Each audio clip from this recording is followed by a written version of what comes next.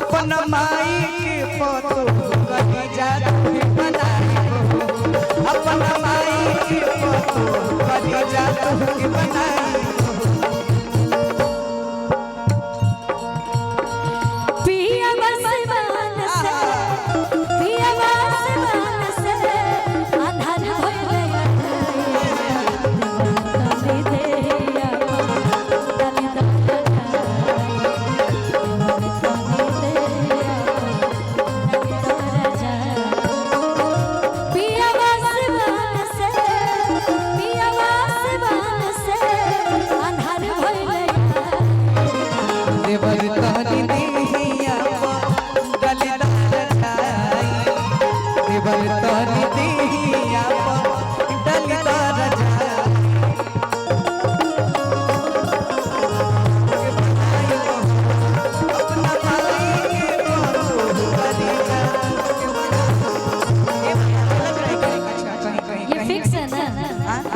Fix है ना फिर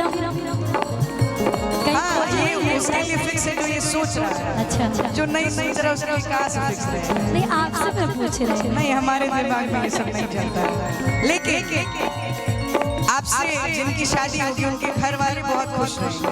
अरे हमसे सभी खुश रहेंगे, जिससे मेरी शादी होगी वो भी खुश रहेंगे, परिवार के लोग भी खुश रहेंगे, हम हमेशा खुश रखेंगे। नाम ही खुश। हम दिल से बहुत अच्छे हैं, भले लोग माने अच्छे नहीं माने, मैं खुद को जानती हूँ कि मैं बहुत अच्छी हूँ। दूसरे से उम्मीद भी नहीं है, जो जैसा सोचता है मैं वैसे ही हूँ, बट खुद के लिए मैं बहुत अच्छी हूँ और जिससे मेरी शादी होगी बहुत खुश नसीब होगा, देख लीजिएगा। लेकिन अरे पापा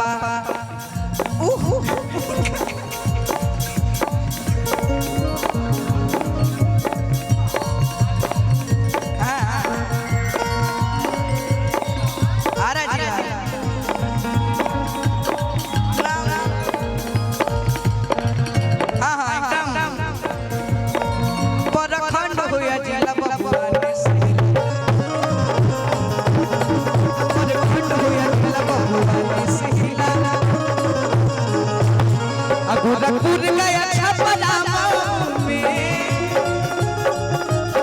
अगनी गाजीपुर गोंडा लखनऊ में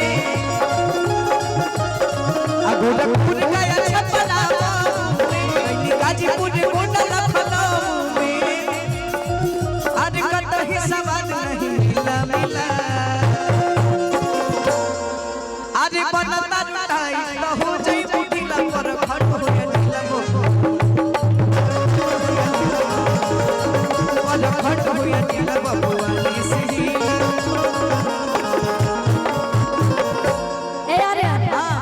बोली एक लाइन में स्पेशल आपके लिए बनाई।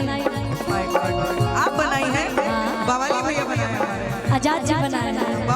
अरे प्यार के बोखार चढ़ल माथाई कर सोना कल जी, प्यार के बोखार चढ़ल माथाई कर सोना कल और सरो कर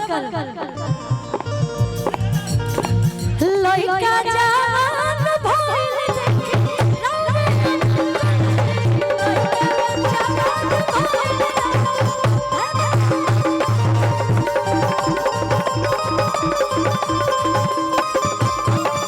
सुनी का कहानी हुआ कि प्यार के बुखार चढ़ल माथा इनकर सर्कल जी और लइका जवान भइल अंकल जी। सही बोल रहे हैं। देखिए गाना सुना कि बबुआ चढ़ल जवानी, कि बबुआ चढ़ल जवानी अब कुछ लो से के सहो से बबुआ चढ़ल जवानी सुना कि छोड़ब में दिले, कि छोड़ब में दिले रहे के भोजपुर से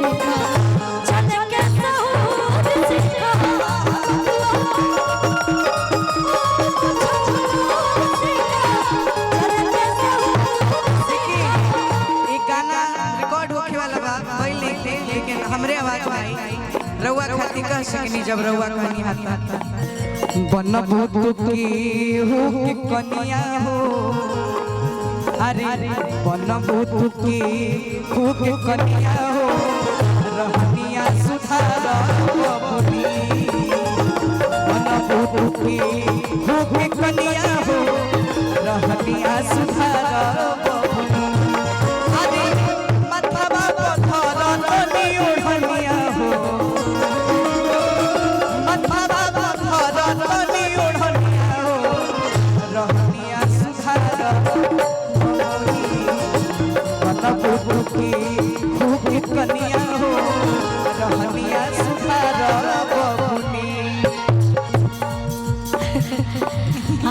कहानियां कैसो रहे कुंवार तो नहीं रहो हमरो को क्यों लेके जाई बिया ये कुआर में कुआर ना रहनिया में कतनो खराब होई ए अरे आजकल एगो शिल्पी दे के गाना आइल रहे हां हां हां कि 24 घंटा घूंघट में हाय हाय अरे अम्मा जी हम रहबना हम मॉडल जुग के कनिया हो आया तना सासत सहबना कि ससुर भसुर के आगे पर्दा में हम हो लुकाए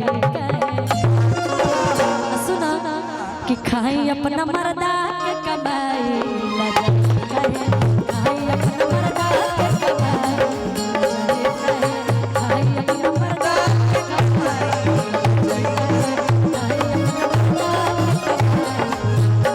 आपको मैं कह रही हूँ आप बच के रहिएगा हम नहीं हम बहुत सीख आप बच के रहिएगा हमनी के बक्सर जिला के लोग भाई बड़ी बड़ी अब तो मान लीजिए बोलिए बोलिए आपसे तो कहीं ना कहीं बड़े ही है आपसे तो पहले ही हमारी शादी हो गई लेकिन मुझे आपकी चिंता हो रही है आपका क्या होगा एक सेकंड आप हमसे बड़ी हैं आप हमसे बहुत बड़ी हैं हाँ इसीलिए बोल रहे हैं क्या भैया आप लिस्ट बना के दे दीजिए कि वो बीच बीच में हम गाते रहेंगे आपका गाना